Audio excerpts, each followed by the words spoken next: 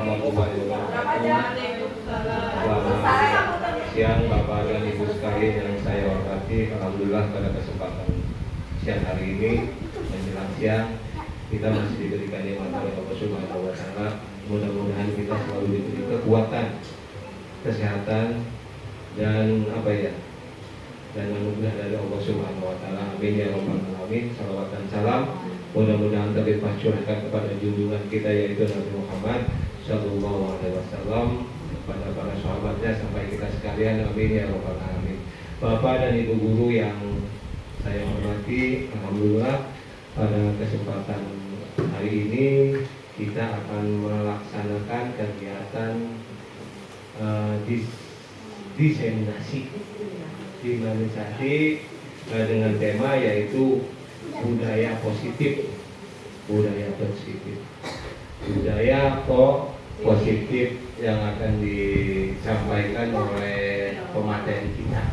Ya, nanti akan disampaikan apa itu budaya positif, ya urgensinya budaya positif di sekolah kita. Mudah-mudahan dari apa yang akan disampaikan ini bisa kita terapkan dalam praktek pembelajaran kita di sekolah maupun lingkungan sekitarnya. Amin ya rabbal alamin.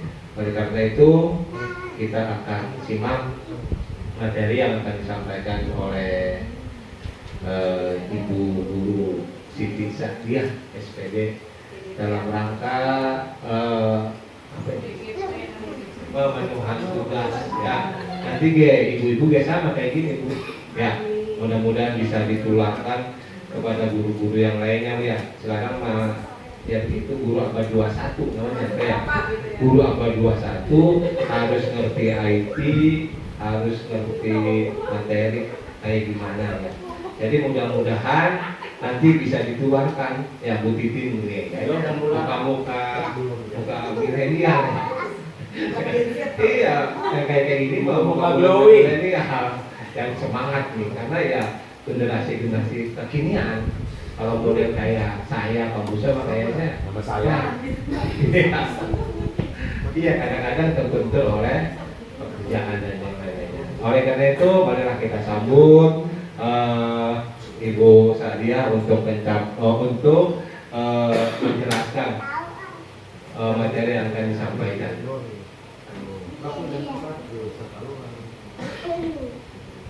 Iya, Bapak dulu Pak, silakan dipersilakan untuk ngomong lagi untuk menyampaikan materi. Sebentar ya sambutan kepada Bapak Kepala Sekolah untuk menyampaikan materi.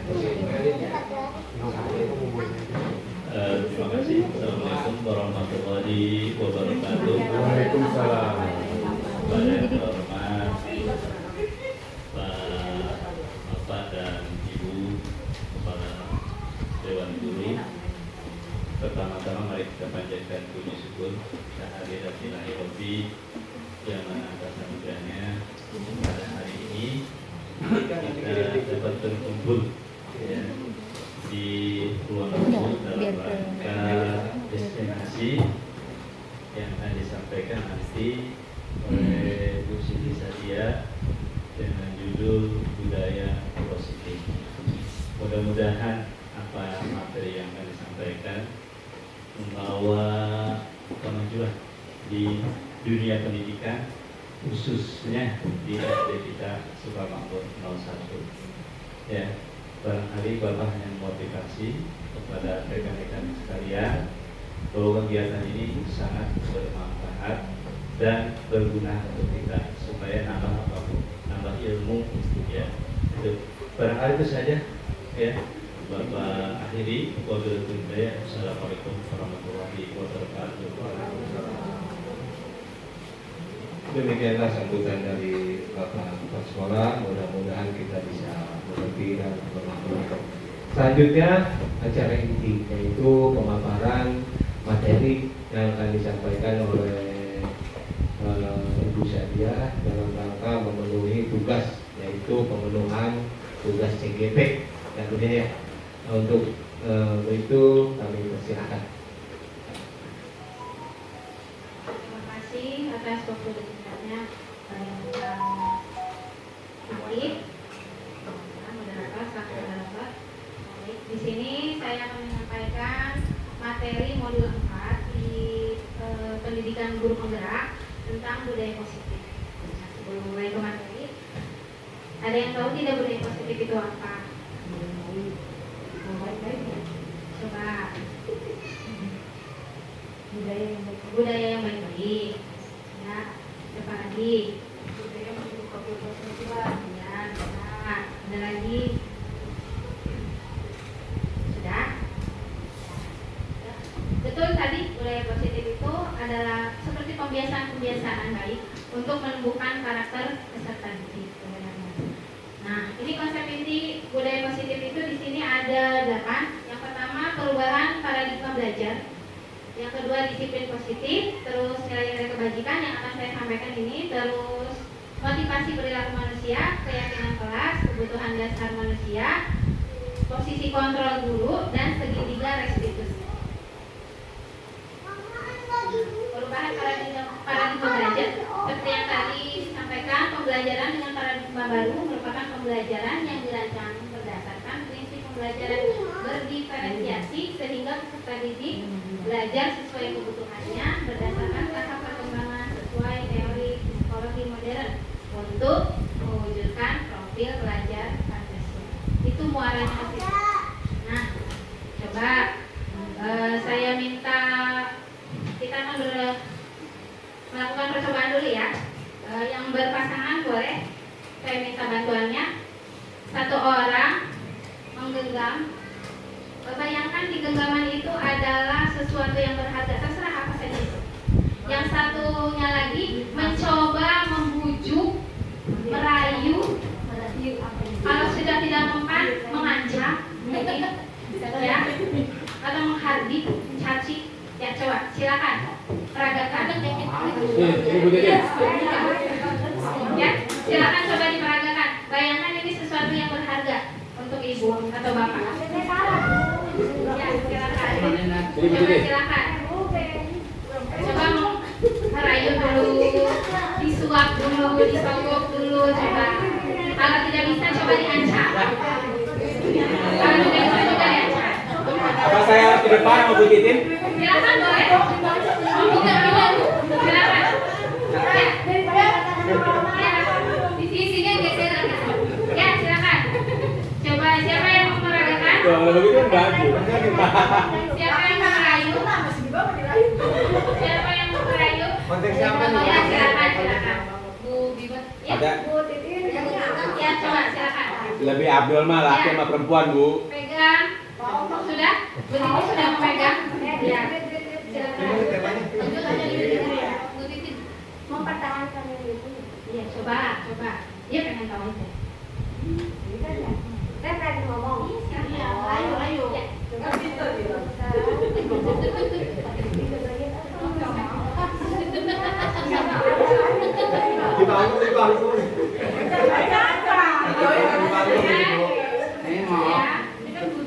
Tidak bisa dibujuk, silakan diancam.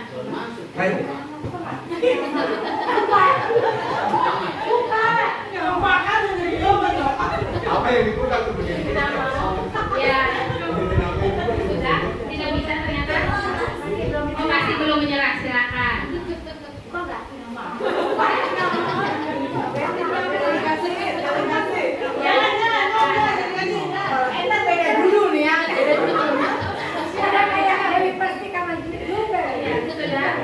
Tidak bisa juga. Udah dia kayak ya, sudah tidak bisa juga. Ya. Terima kasih Bu Titin dan Bu Biba. Ya. Ini bisa dibuka atau tidak? Yang Bu Titin menyerahkan sesuatu yang berharganya tidak kepada Bu Habibah. Tidak. Ada yang pernah dibujuk dirayu? Ada. Ada yang menyerahkan sesuatu berharga? Ada. Ada. Iya, ada. Coba dari ilustrasi tadi, berarti sebenarnya siapa sih yang memegang kontrol diri kita itu? Kita menganggap mendidik bisa kita fleksibelkan. Misalnya sudah tidak sesuai, ya kita bisa serahkan. Ada yang dengan ancaman, ada yang dengan bujukan. Nah, jadi seperti itu. Yang memegang kendali itu ternyata diri kita sendiri. Kalau menurut kita itu berharga, ya kita pertahankan. Kalau menurut kita masih bisa kita nego atau masih kita bisa lepaskan, ya kita lepaskan. Nah, ini dia perubahan paradigma teori kontrol atau teori pilihan. Miskonsepsi. Ilusi guru mengontrol murid. Sebenarnya guru itu tidak semerta-merta bisa mengontrol muridnya sebenarnya, ya. Tidak semua harus menurut. Mungkin ada suatu lama-kelamaan mungkin anak merasa tidak nyaman dikontrol terus. Yang kedua, ilusi bahwa semua penguatan positif efektif dan bermanfaat. Nah, seperti tadi dibujuk, ya, dirayu, itu kan penguatan positif. Dibelai-belai, ayo dong kasihin ke saya, ya. Ayo dong serahin sesuatunya yang berharga. Mungkin ada seperti itu guru, ya, ada yang seperti itu, ya. Ada, ya. Mengontrol anak, ayo nak, gitu dibelai-belai, ya. Ada yang seperti itu. Nah, itu ilusi mengontrol dengan penguatan positif. Yang ketiga, ilusi bahwa kritik dan membuat orang merasa bersalah dapat menguatkan karakter. Nah, ada juga yang seperti anak itu dibuat merasa bersalah. Mungkin ada yang pernah melakukannya. Yang ketiga, ilusi bahwa orang dewasa memiliki hak untuk memaksa. Nah, kita sebagai guru orang dewasa merasa punya hak untuk memaksa murid. Padahal sebenarnya itu miskonsepsi atau sebenarnya tidak boleh. Lanjut. Ya. Nah, tadi siapa sesungguhnya yang memiliki kontrol? Ya, kita sendiri. Ya. Ini perbedaan dari stimulus respon dan teori kontrol. Stimulus respon itu mencoba mengubah orang agar berpandangan yang sama. Nah, ternyata tidak bisa untuk teori kontrol. Berusaha memahami pandangan orang lain tentang dunia. Jadi berusaha memahami kalau teori kontrol. Nah, yang stimulus respon berikutnya, perilaku buruk dilihat sebagai suatu kesalahan. Menurut teori kontrol, semua perilaku memiliki tujuan.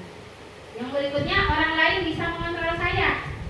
Menurut teori kontrol, hanya Anda yang bisa mengontrol diri Anda. Yang berikutnya, pemaksaan ada pada saat bujukan gagal. Biasanya kalau udah dibujuk-bujuk, ya lama-lama jadi macam, ya. Biasanya ada dipaksa, ya. Menurut teori kontrol, kolaborasi dan konsensus menciptakan pilihan-pilihan baru. Yang terakhir, kalau stimulus respon itu model berpikir menang kalah. Kalau teori kontrol itu berpikirnya menang-menang. Jadi dua-duanya menang, tidak ada yang kalah. Lanjut. Nah, disiplin positif. Ya, disiplin positif itu merupakan salah satu cara penerapan disiplin yang bertujuan untuk menumbuhkan kesadaran serta memberdayakan peserta didik tanpa imbalan, penghargaan, ancaman, atau hukuman. Nah, tugas kita menciptakan peserta didik yang memiliki disiplin diri sehingga mereka berperilaku mengacu pada nilai-nilai kebajikan universal. Nah, ini dia nilai-nilai kebajikannya yang ada di kita di kurikulum mereka ini. Profil pelajar Pancasila. Coba sebutkan. Beriman kepada Tuhan Yang Maha Esa dan berakhlak mulia. Kemudian mandiri, beraktivis, dan kreatif. Coba ada nyanyinya, ya? Pelajar Pancasila beriman dan bertakwa pada Tuhan Yang Esa dan berakhlak mulia, berkebinekaan global, gotong royong mandiri, kreatif dan bernalar kritis. Nah, itu nilai-nilai kebajikan. Jadi ini nilai-nilai yang ingin ditumbuhkan kepada anak, ya. Ini profil pelajar Pancasila. Ada juga menurut IBO, Primary Years Program atau PYP, toleransi, rasa hormat, integritas, mandiri, dan sebagainya. Terus ada 9 pilar karakter, cinta Tuhan dan segenap ciptaannya. Ada juga keterampilan hidup atau life skill. Ini yang akan ditumbuhkan kepada peserta didik di satuan pendidikan. Nah, lanjut. Nah, lanjut bab yang kedua, teori motivasi hukuman dan penghargaan restitusi. Oke. Nah, biasanya coba kita resapi ya. Peserta didik itu biasanya berdisiplin, kebanyakannya untuk apa? Ada yang untuk menghindari ketidaknyamanan atau hukuman. Ada yang untuk mendapatkan imbalan atau penghargaan dari orang lain. Ada yang untuk dipuji ya, biasanya mengharapkan itu. Nah, yang kita harapkan itu motivasinya intrinsik, artinya ada di dalam diri sendiri. Apa itu? Untuk menjadi orang yang mereka inginkan dan menghargai diri sendiri dengan nilai-nilai yang mereka percaya. Jadi tugas kita itu menunjukkan, jangan sampai anak itu memakai seragam karena takut dihukum nanti seperti tadi ya, dihukum, dinasehatin. Atau mungkin untuk mendapatkan imbalan, jangan sampai seperti itu. Sebisa mungkin kita menumbuhkan karakternya itu motivasi dari dalam diri peserta didik ya, untuk menjadi orang yang mereka inginkan. Mereka ingin jadi orang seperti apa sih? Ya. Silakan lanjut. Ya. Nah, ini seperti kata Ki Hajar Dewantara, merdeka. Merdeka itu artinya tidak hanya terlepas dari perintah, akan tetapi juga cakap buat memerintah diri sendiri. Jadi diri sendiri yang memerintah, bukan karena faktor internal, ya. Jadi bangun pagi ya karena dirinya sendiri ingin jangan sampai terlambat ke sekolah, tepat waktu ke sekolah, jangan sampai karena diperintah orang tua. Nah itu PR kita untuk menumbuhkan motivasi dari dalam diri. Nah ini perbedaan hukuman, konsekuensi, dan restitusi. Kalau hukuman itu tidak terencana, tiba-tiba dadakan, biasanya dadakan, gitu ya, dadakan. Yang berikutnya murid tidak tahu apa yang akan terjadi, tidak tahu, tahu dihukum aja, ya, tidak dilibatkan hukumannya apa, tidak dilibatkan. Bersifat satu arah, biasanya dari guru saja. Lalu berupa hukuman fisik atau psikis. Nah konsekuensi berbeda lagi, terencana, disepakati sesuai aturan, ya. Terus murid dibuat tidak nyaman, tapi tetap dibuat tidak nyaman, walaupun ada konsekuensi atau sanksi. Sikap guru selalu mengontrol murid, selalu dikontrol. Nah, beda lagi sekarang, kita akan menuju ke restitusi. Nah, restitusi apa? Proses menciptakan kondisi bagi murid untuk memperbaiki kesalahan. Yang berikutnya proses kolaboratif yang mengajarkan murid untuk mencari solusi sendiri. Next, kita latihan ya. Coba latihan ya. Coba nomor 1, kira-kira hukuman atau konsekuensi. Coba nomor 1, jawab dulu dalam hati dulu. Coba jawab dulu, atau boleh dicatat, boleh dicatat. Silakan dicatat. Mencatat 100 kali dalam buku kalimat saya tidak akan terlambat lagi karena terlambat ke sekolah. Nah, catat dalam hati, itu hukuman atau konsekuensi. Ya. Kedua, lari mengelilingi lapangan basket 2 kali karena terlambat hadir di sekolah. Nah, kira-kira apa tuh?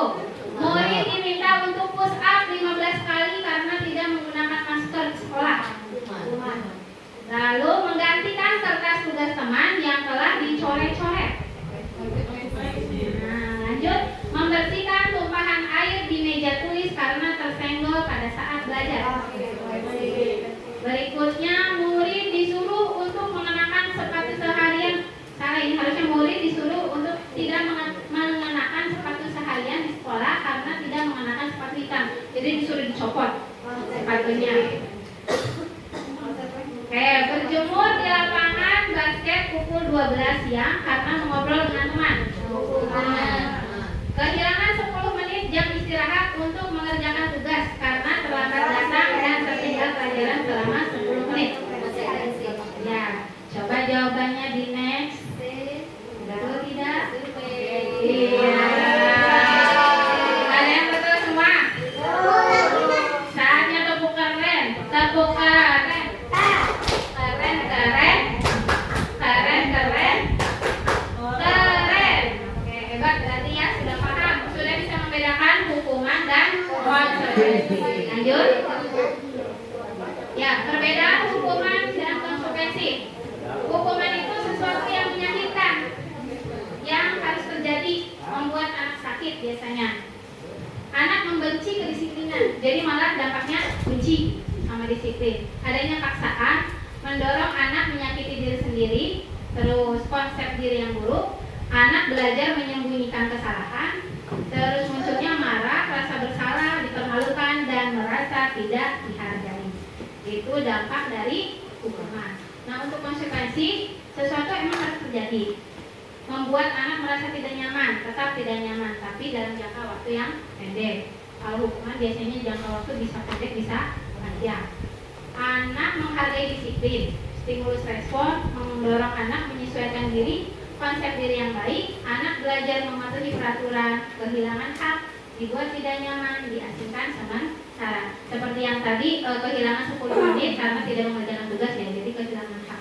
Tapi tetap tidak nyaman, karena orang-orang istirahat dia tidak. Tapi jangkanya cuma pendek, tidak sampai jangka panjang.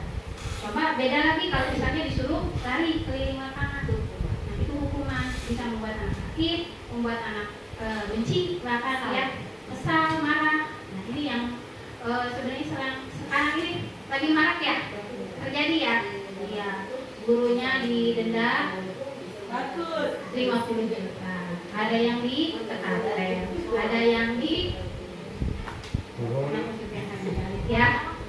Jadi sudah benarkah kita mendisiplinkan anak? Jadi sekarang kita tanya ke diri sendiri ya, jangan sampai hal itu bisa terjadi lagi. Belum, Bu. Ya, lanjut. Nah, restitusi. Ini restitusi.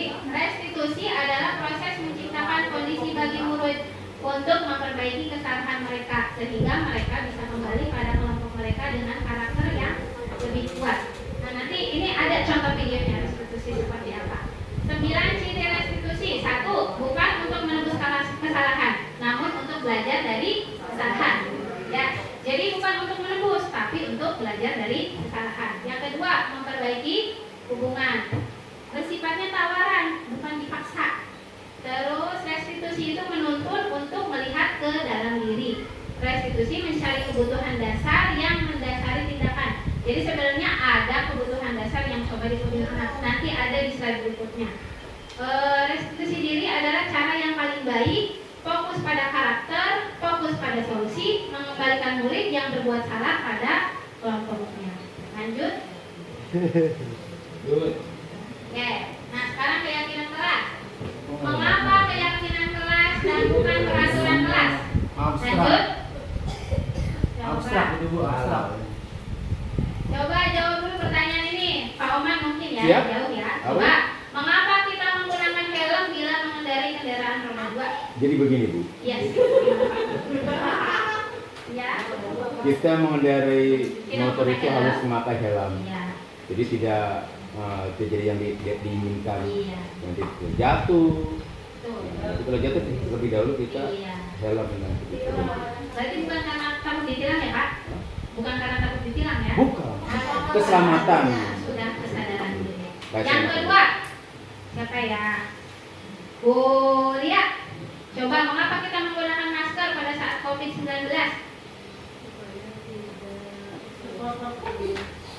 Tidak terpapar. Iya. Tapi sudah terbilang. Ya bukan karena disuruh sekolah ya, Bu ya. Bukan. Lanjut. Yang ketiga, coba Bapak moderator, mengapa kita datang tepat waktu saat mengikuti suatu kegiatan?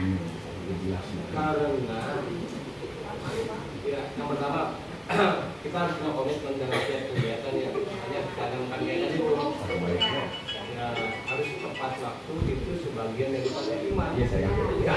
Ya, karena yang namanya korupsi itu bukan kita ngomong. Iya, Teman waktu ya, betul. karena Ya, idealisme saya itu iya, siap. ya Ya, itu. Jadi korupsi itu bukan itu doang. ya. Rasa. Berarti Waktu itu korupsi itu Alhamdulillah, berarti sudah dari 3 pertanyaan ini saya tanya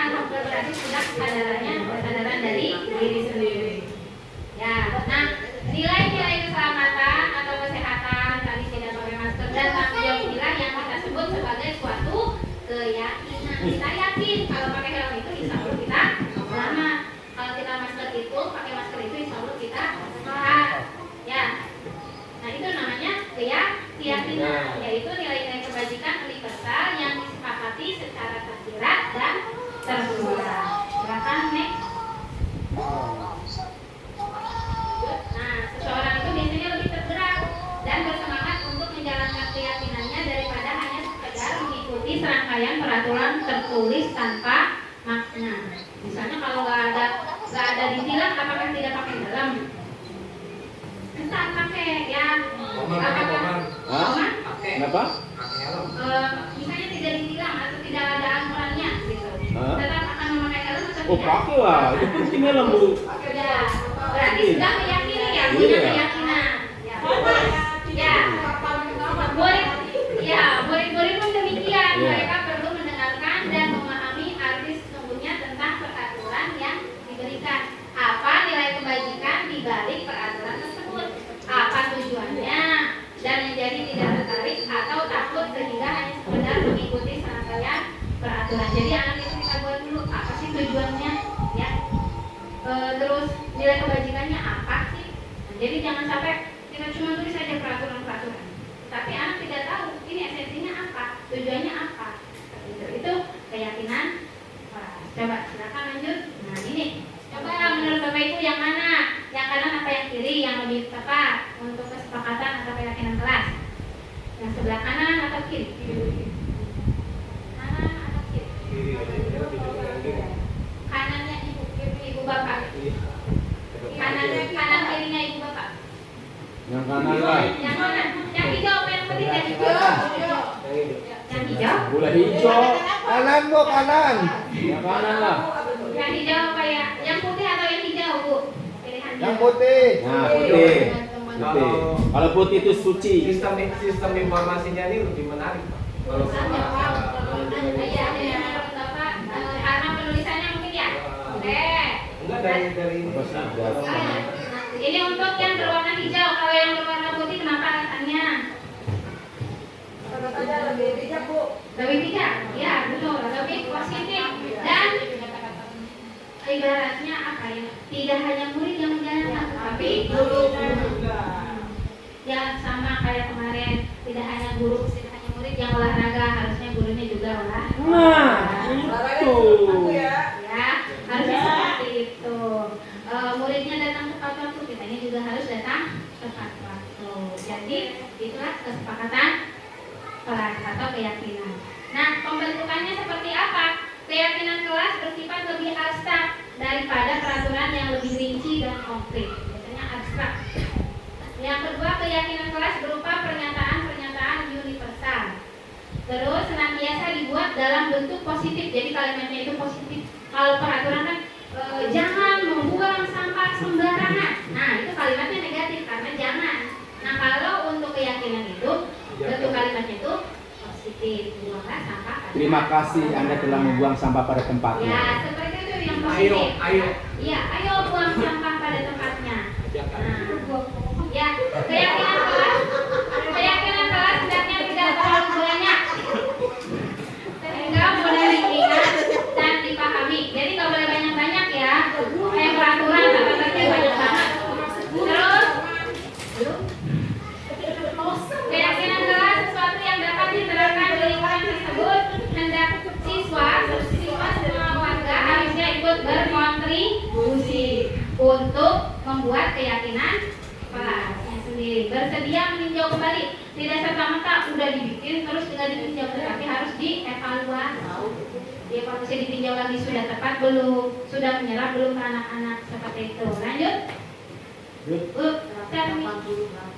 Ya, lanjut. Nah, tadi saya bilang bahwa anak itu melakukan sesuatu itu pasti sedang memenuhi kebutuhan dasarnya. Apa saja? Silakan next. 5 kebutuhan dasar. 5, ada 5. Nah, yang pertama, bertahan hidup. Apa saja? Ya, penguasaan, perasaan ingin diakui, memimpin, harga diri, prestasi, itu kebutuhan akan penguasaan. Selanjutnya kesenangan, bermain, tertawa, humor, antusiasme. Lanjut kasih sayang dan rasa diterima. Rasa diterima, disayangi, bagian dari kelompok dan dipedulikan. Selanjutnya kebebasan. Bebas. Mandiri, memiliki pilihan, keinginan mencoba hal baru. Ya, lanjut.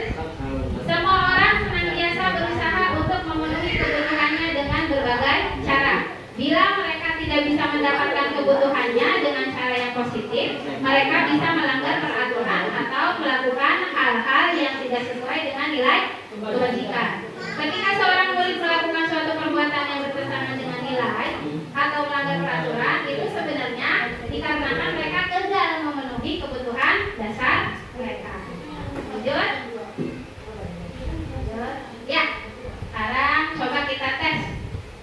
Dinda, seorang anak kelas 3 SD, begitu tiba di rumah sepulang dari sekolah, menangis dan mengadu pada ibunya bahwa dia benci Ibu Rahim, gurunya. Menurut Anda, kebutuhan apa yang sedang berusaha dipenuhi oleh Dinda jika jawaban si Dindanya seperti ini? Ibu guru bilang, aku tidak boleh bersenandung sewaktu mengerjakan tugas. Katanya, kelas harus tenang, tidak ada suara, kan nggak seru jadinya. Nah, kira-kira kebutuhan apa yang ingin dipenuhi oleh si Dinda? Kalau jawabannya seperti ini. Apa? Kebutuhan sendiri. Coba kebutuhan apa? Kebebasan, kesenangan, cinta dan kasih sayang, atau penguasaan? Penguasaan.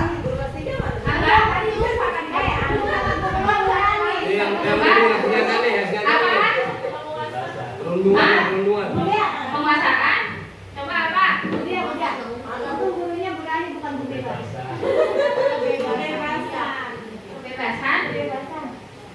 Kebebasan.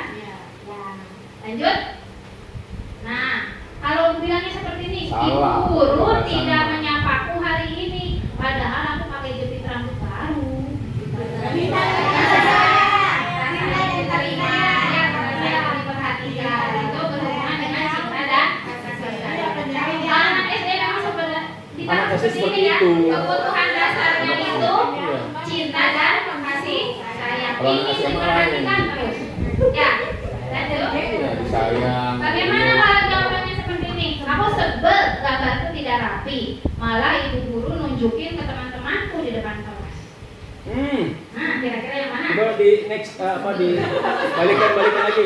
Kira-kira yang Dibalik. mana? Kebutuhan apa yang berusaha dipenuhinya? Coba Bu Carmi dibalikin lagi. Coba apa? Penguasaan. Ya, penguasaan prestasi. Ya, kompetensinya. Nah, ini sementara dia direndahkan dengan ditujukan ke teman-temannya. Ya, boleh, Bu. Harga dirinya terlupa. Ya, bullying ternyata ibu gurunya juga bisa bullying. Ya, betul. Lanjut. Kalau jawabannya seperti ini, aku bosen. Masa belajarnya cuma gitu-gitu aja, dengerin ibu guru aja.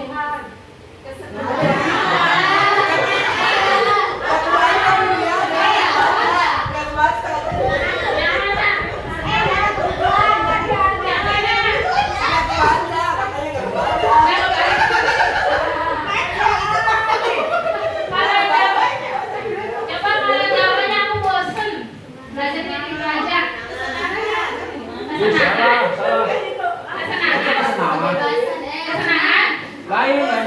Kesenangan. Apa coba kawan? Dulu ya. Ya. Coba. Kalau jawabannya bosen.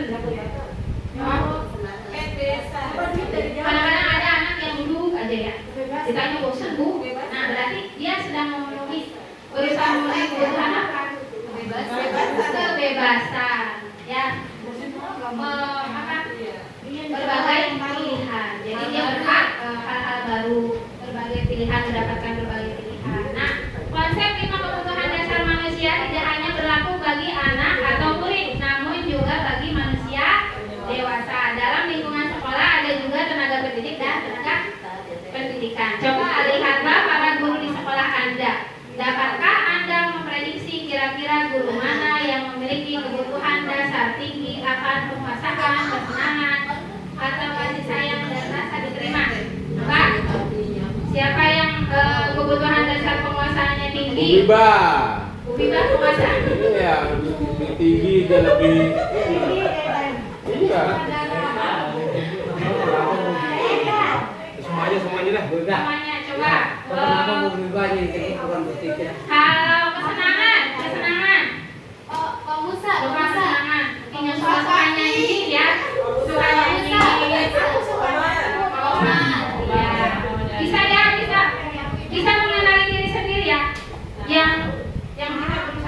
yang paling banyak, yang paling menonjol di diri kita itu penguasaan kebutuhan dasar apa? Ya. Bisa mengenali diri sendiri?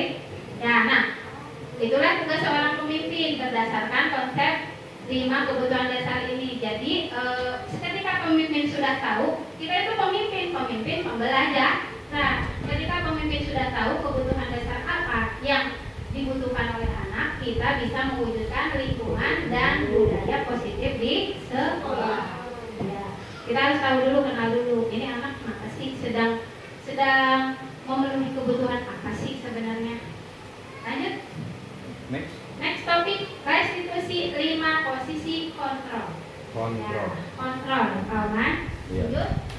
Nah, yang pertama itu ada penghukum. Ada penghukum. Siapa yang menghukum? Seorang penghukum bisa menggunakan hukuman fisik maupun verbal.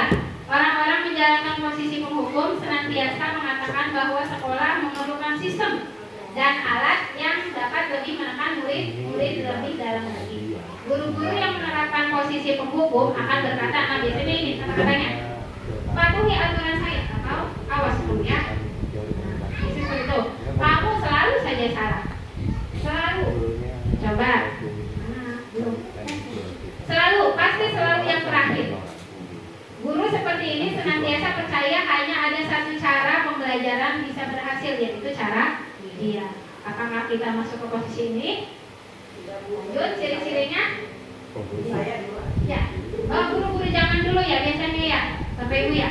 Guru-guru zaman dulu biasanya ya. Penghukum. Ya. Ya karena belum ada CGP zaman dulu. Ya. Pinter ya. Betul. Nah, ciri-cirinya apa? Nada suaranya tinggi, bahasa tubuhnya biasanya matanya melotot, jari-jari menunjuk. Nah, hasilnya apa? Kemungkinan murid marah dan mendendam atau bersifat agresif. Nah, ini yang bahaya. Yang sekarang ini lagi ya, murid belum atau lagi ya, mendendam. Sekarang itu makanya viral ya. Solusinya gimana, Bu? Sholat, ya nanti ada Pak. Harusnya seperti apa posisi kita itu harus. Ya, oke. Lanjut. Nah, sekarang ini membuat rasa bersalah. Pada posisi ini biasanya guru akan bersuara lebih lembut, biasanya lembut. Pembuat merasa bersalah akan menggunakan keheningan yang membuat orang lain merasa tidak nyaman, bersalah atau rendah diri. Kata-kata yang keluar dengan lembut akan seperti, ibu sangat kecewa sekali dengan kamu. Berapa kali bapak harus memberitahu kamu ya?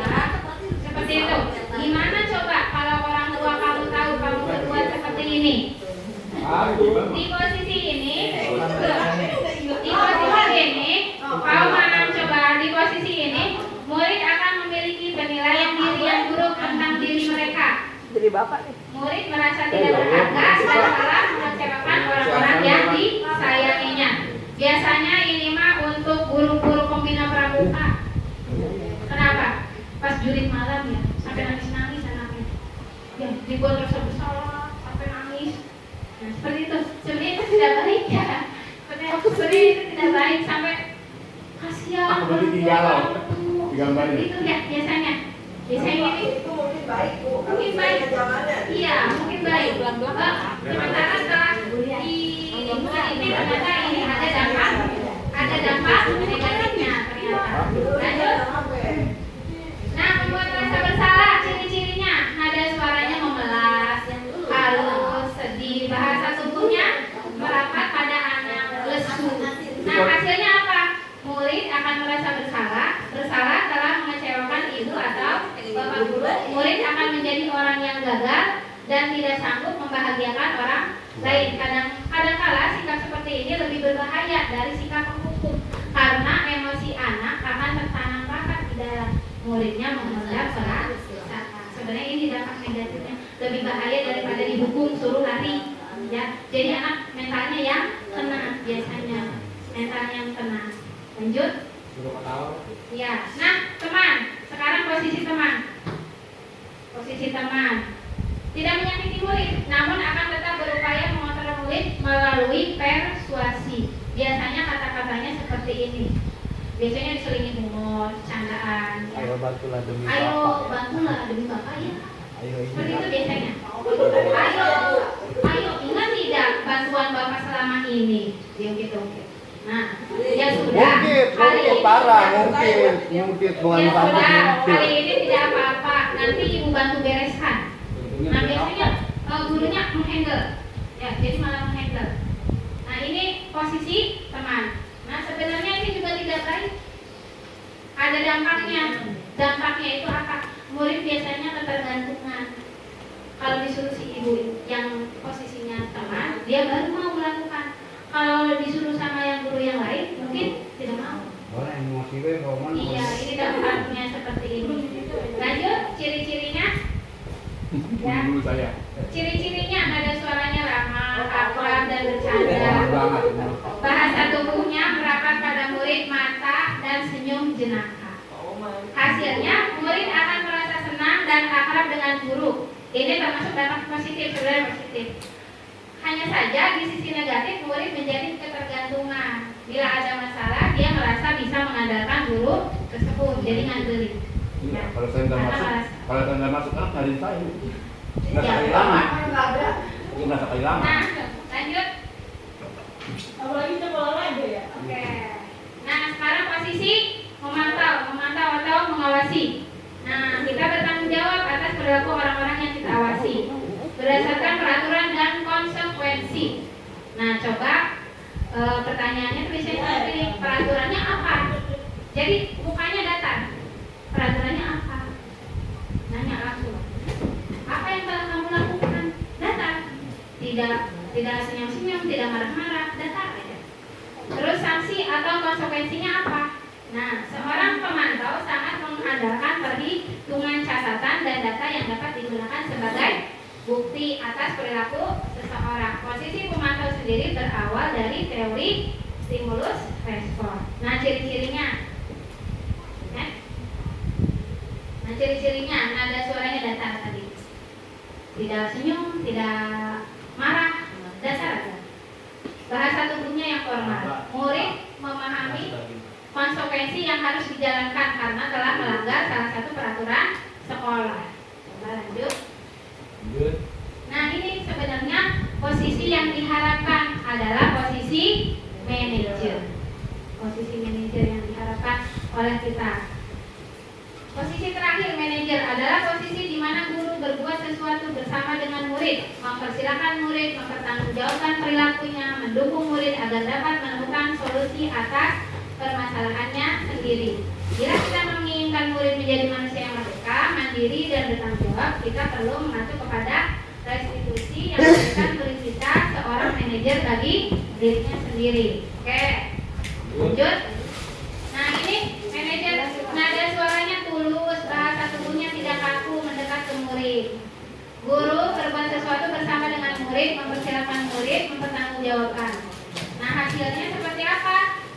Tidak perlu marah, anak jadi menyadari kesalahannya dan berusaha mencari solusinya sendiri. Ya, untuk membedakan kita lihat dulu video.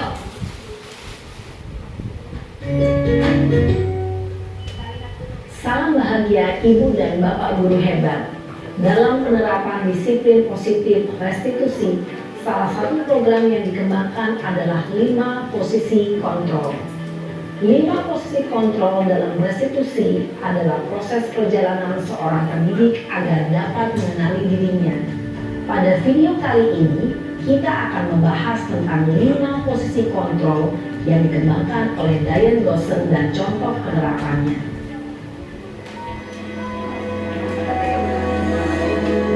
Ini merdeka mengajar.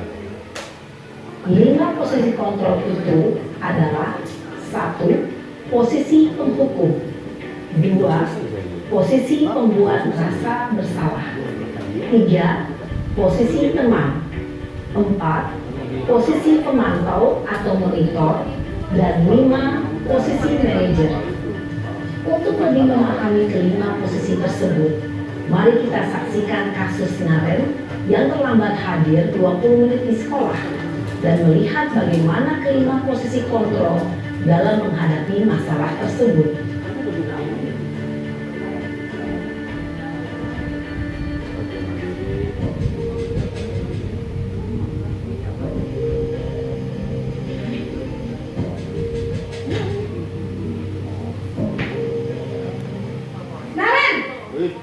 Sini kamu. Tuh. Ibu, Bikin tuh. Bu, Nah, marah-marah ini, ya. Bu. Belum apa-apa udah marah. Selalu terlambat. Kamu deh, pasti terlambat. Maaf Bu, saya Apa? Apa coba? Alasan kamu apa lagi? Kapan sih kamu tidak terlambat? Malas sekali ya kamu jadi anak. saya Dasar pemalas. Omelin, Gak Bu. kapok-kapok sih Omelin. kamu. Kebiasaan. Sudah berapa kali terlambat? Sana, kamu keliling lapangan basket 2 kali. kenapa saya harus ke lapangan basket Bu? Kenapa? Kamu melawan ibu. Berani-beraninya jawab. Sudah terlambat, masih berani jawab pula. Sekarang, keliling lapangan basket 5 kali sekalian. Biar kapok. Cepat. Pergi sana ke lapangan basket. Posisi penghukum biasanya berbicara dengan nada tinggi, menghardik, menunjuk-nunjuk, menyakiti, dan menyindir. Hukuman bisa berupa fisik maupun psikis. Ibu dan bapak guru hebat. Dampak yang terjadi pada murid ketika guru berada pada posisi penghukum adalah murid cenderung akan memberontak, bahkan menyimpan dendam.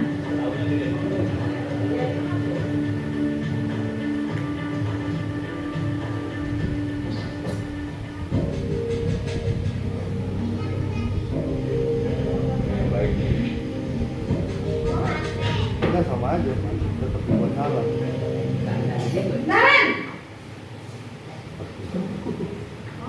Tuh ketahuan lagi. Udah Selamat mumpet. pagi Bu. Naren! Kamu kenapa terlambat lagi, nak? Ya Tuhan, Naren. Kamu senang ya bikin ibu susah ya? Kalau kamu terlambat lagi, nanti ibu yang ditegur bapak kepala sekolah, nak. Disangka ibu tidak bisa membina kamu. Duh, gimana ini? Maaf Bu, Duh, Gusti Naren. Kamu suka ya kalau ibu ditegur bapak kepala sekolah? Terus, sekarang ibu harus tulis apa yang di buku absen? Ini kamu sudah sering terlambat loh. Ibu harus apa coba? maaf Bu, maaf sekali. Ya sudah, lain kali jangan bikin ibu susah lagi anak ya. Ibu tidak akan kuat lagi kalau kamu begini terus. Bisa jantungan kalau ibu ditegur bapak kepala sekolah. Sana cepat ke kelas. Maaf ya Bu, maaf sekali. Posisi pembuat rasa bersalah berbicara dengan nada tenang, cenderung lembut. Namun kata-kata yang diutarakan membuat murid merasa menjadi orang yang gagal, memandang buruk dirinya sendiri, merasa tidak berharga, dan tidak sanggup membahagiakan orang lain. Ketika guru mengambil posisi pembuat rasa bersalah, murid akan menganggap dirinya yang bersalah dan ia akan menyimpan emosi negatif tersebut di dalam dirinya.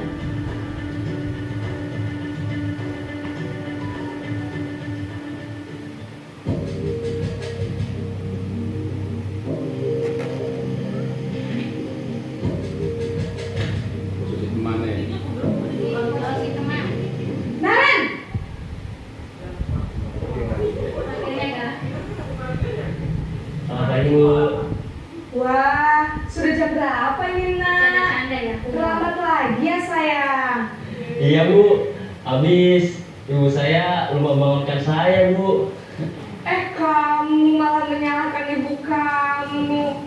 Kamu bukannya anak yang paling kencang. Kok terlambat sih? Iya Bu, saya memang terlambat bangun tadi.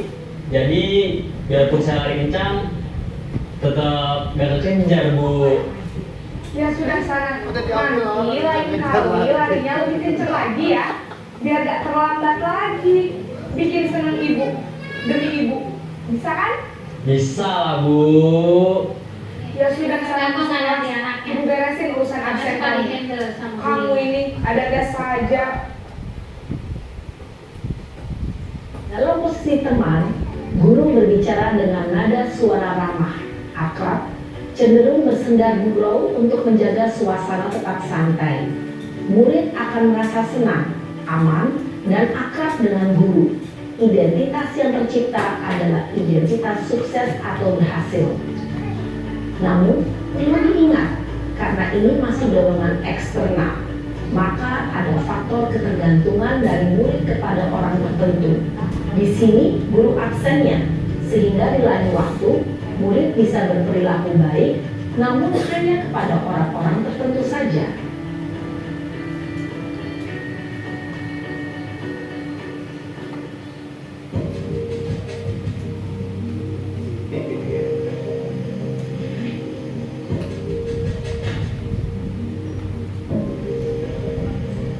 Naren,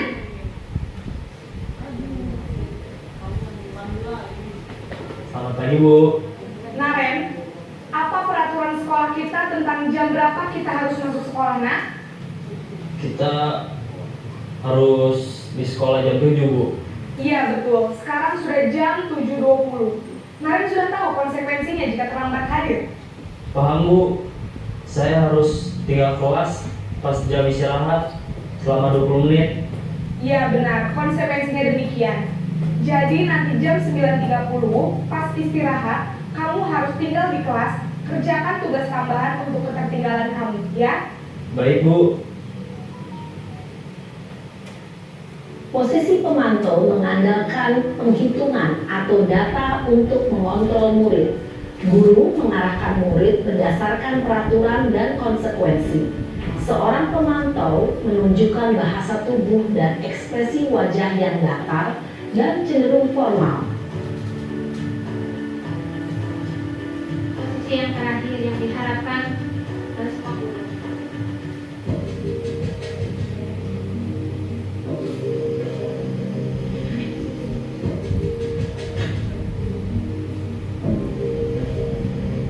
Naren! Gue lagi bayangin dipanggil. Selamat pagi Bu. Selamat pagi Naren. Maaf Bu, saya terlambat. Iya, sekolah masuknya jam 7, sekarang sudah jam 7.20. Jadi sekarang bagaimana ini Naren? Maaf Bu, saya lupa setel alarm saya semalam. Baiklah, menurut kamu, keyakinan sekolah yang mana yang perlu kamu tingkatkan? Menghargai diri sendiri dan orang lain mungkin ya Bu. Setuju. Jadi, apakah Naren meyakini prinsip saling menghormati tersebut? Iya Bu, Moderator udah saya balik. meyakininya. Apakah Naren Moderator udah balik. bersedia memperbaiki masalah keterlambatan ini? Bersedia Bu. Bagaimana kamu akan memperbaiki masalah keterlambatan ini? Saya akan coba untuk tidak lupa menyetel alarm saya Bu. Baik, kalau Naren lupa menyetel alarm di rumah, ada orang yang kira-kira bisa bantu mengingatkan tidak? Ada Bu, kakak saya, Kak Emma. Ada lagi selain Kak Emma? Selain Kak Emma, ada ibu saya. Baik, jadi yang mengingatkan Naren adalah Kak Emma dan ibu kamu ya? Kira-kira akan mulai start alarm kapan nih Naren? Setelah pulang sekolah, akan segera saya lakukan. Baik, jadi Naren akan setel alarm untuk bangun besok pagi dan akan diingatkan oleh kakak dan ibunda Naren ya. Ada lagi yang mungkin perlu dilakukan Naren agar tidak terlambat bangun lagi. Tidak ada Bu. Baik Naren, terima kasih untuk kerjasama kamu. Sekarang kamu perlu kembali ke kelas untuk belajar. Baik Bu, terima kasih. Posisi manajer adalah posisi kontrol yang disarankan untuk membimbing murid memiliki sikap disiplin yang positif, yaitu murid yang mandiri, bertanggung jawab, dan dapat memecahkan masalah. Tujuan dari posisi ini adalah agar murid dapat berefleksi atas tindakannya. Guru akan dengan tulus memberikan pertanyaan-pertanyaan bermakna, sehingga membuat murid dapat belajar dari kesalahannya dan mencari sebuah solusi untuk menyelesaikannya. Ibu dan Bapak guru hebat, setelah mengamati adegan kelima posisi kontrol tadi, kira-kira posisi Jadi dari 5 adegan tadi, yang lebih tepat itu ya tadi posisi yang terakhir atau posisi kontrol sebagai manajer. Jadi anak tidak terlalu disalahkan, tetapi fokus untuk menyelesaikan masalah dan mencari solusi untuk memperbaiki masalah tersebut. Nah, bagaimana posisi manajer itu dengan menerapkannya dengan penerapan segitiga restitusi. Nah, langkahnya apa? Yang pertama, menstabilkan identitas. Dari kontrolnya kita semua akan melakukan hal terbaik yang bisa kita lakukan. Yang kedua, validasi tindakan yang salah. Semua perilaku memiliki alasan. Yang ketiga, menanyakan keyakinan. Kita semua memiliki motivasi internal. Lanjut. Ya, nah, menstabilkan identitas biasanya kata-katanya seperti ini. Berbuat salah itu wajar. Tidak ada manusia yang sempurna. Jadi kita temenin dulu. Jangan sampai anak merasa sendirian. Jangan sampai anak merasa dia sendirian salah. Tetapi kita juga semua pasti pernah melakukan kesalahan. Ditemenin dulu, distabilkan dulu identitasnya. Lalu divalidasi tindakan yang salahnya. Biasanya nanyain alasannya. Alasannya kenapa? Ya, padahal kamu tadinya mungkin cuma marah-marah. Padahal kamu bisa mukul ya. Tetapi kamu gak jadi. Nah, itu validasi tindakan yang salah. Langkah yang ketiga adalah menanyakan keyakinan. Biasanya nilainya apa? Kamu yakin gak akan nilai tersebut baik untuk kita? Biasanya seperti itu kata-katanya. Lanjut. Nah, ini contoh saya sudah menerapkan segitiga restitusi, membuat skenario-nya. Aku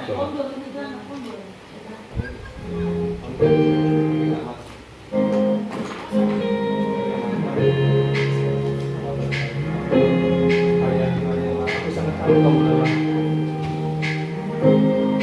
mencari nafkah keluarga.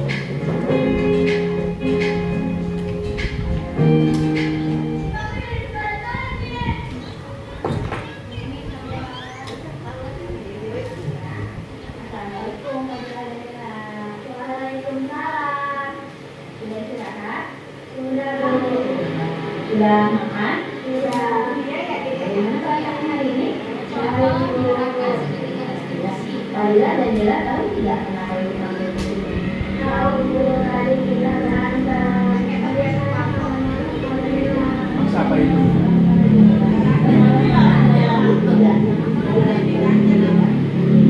Oh dia bukan? Kok beda sih? Cakapan di situ. Ya, oke ya. Bisa ngerasain dulu ya, untuk kita melakukan hal yang lebih buruk lagi. Tidak apa-apa ya, semua orang kita bisa besar dan aku juga pernah marah-marah dan mengatakan sesuatu. Lalu dari marah kita, ya, kenapa melakukan coba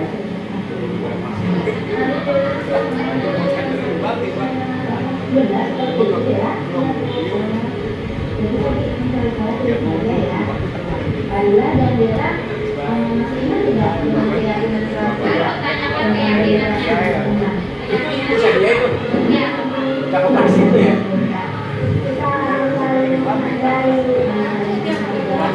Kalila dan Dela yakin tidak kalau saling menghargai itu baik untuk kita? Yakin. Kalau Kalila yakin bahwa saling menghargai itu baik untuk kita, apa yang akan Kalila lakukan untuk memperbaiki kesalahan tadi dan lebih saling menghargai lagi ke depannya?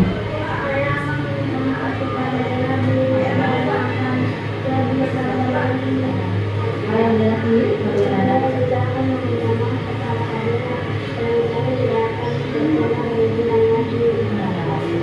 Tadi kan Dela mencoret-coret bukunya Kalila ya. Ada tidak hal yang ingin dilakukan Dela untuk Kalila? Saya ingin bagaimana Dela bersedia? Bersedia. Alhamdulillah kalian berdua sudah menyadari kesalahan masing-masing dan sudah tahu apa yang harus dilakukan untuk memperbaiki kesalahan tersebut. Nah, Ibu yakin kalian akan menjadi pribadi yang lebih baik lagi ke depannya. Ya, semangat untuk lebih baik lagi. Sekarang coba kalian bermanfaat. Ya,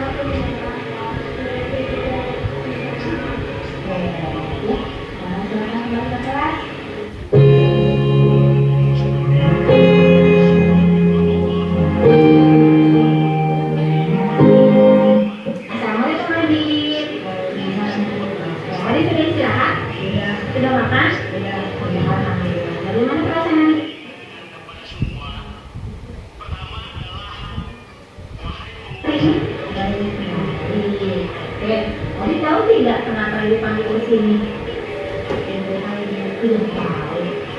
Adik kalau tidak salah tadi mengerjakan PR ya? Iya, betul. Menurut Adik tidak Adik kalau tidak salah tadi mengerjakan PR ya? Iya, betul. Menurut Adik tidak mengerjakan PR itu kesalahan atau bukan? Kesalahan. Adik benar ini udah pernah lupa mengerjakan sesuatu yang orang di rumah itu pernah melakukan kesalahan. Nah, dari orang melakukan hal itu pasti orang punya alasan tersendiri ya, seperti tadi. Nah, tadi pasti punya alasan kenapa tidak mengerjakan PR. Coba karena semalam saya main HP sampai dia main HP. Main HP-nya itu main game atau nonton YouTube atau apa? Main game. Oh, main game. Tapi seru sekali ya main game. Seru. Oh, seru sekali. Boleh-boleh saja untuk kesalahan tadi pada main game ya. Tetapi jangan sampai lupa waktu ya. Ya, jadi harus tahu teman-temannya ya untuk mengerjakan PR. Tadi masih ingat tidak tentang keyakinan kelas kita? Sini coba akan sebutkan disiplin. Nah, tadi percaya tidak, yakin tidak kalau disiplin itu penting untuk kita? Yakin. Baik, kalau Adik yakin bahwa disiplin itu penting untuk kita, ya apa yang akan Adik lakukan untuk menebus kesalahan yang tadi dan ada lebih disiplin lagi, tidak lupa lagi mengerjakan PR? Apa coba yang akan Adik lakukan? Tidak main HP. Sama buku oleh bisa mengerjakan PR malam hari. Oh, seperti itu. Selain itu ada lagi tidak yang bisa Adik lakukan? Ada nih. Saya mengerjakan PR pulang sekolah saja Bu. Mau pulang sekolah bagus. Di rumah ada tidak yang bisa mengingatkan Adik untuk tidak lupa mengerjakan PR? Ada Mama. Nah, nanti Adik minta bantuan sama Mama untuk selalu mengingatkan Adik mengerjakan PR ya, baik itu sepulang sekolah ataupun pada malam hari. Bisa? Bisa. Alhamdulillah Adik sudah tahu apa yang akan Adik lakukan agar Adik lebih disiplin lagi. Semoga Adik menjadi pribadi yang lebih baik lagi ya. Semangat menjadi lebih baik lagi. Adik.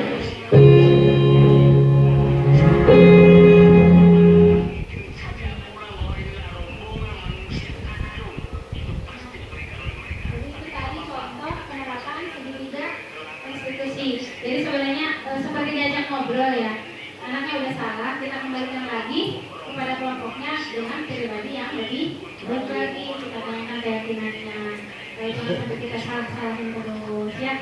Mudah-mudahan kita semua bisa menjadi posisi kontrol sebagai manajer seperti ini ya, tidak sebagai penghukum, tidak sebagai pemberi rasa bersalah ataupun sebagai teman lagi, tetapi agar anak menyadari kesalahannya sendiri dan fokus untuk mencari solusinya ya, tidak untuk merasa disalah-salahkan terus. Nah, demikianlah pemaparan materi tentang budaya positif dari saya. Atas perhatiannya saya ucapkan terima kasih. Saya kembalikan kepada moderator. Terima kasih.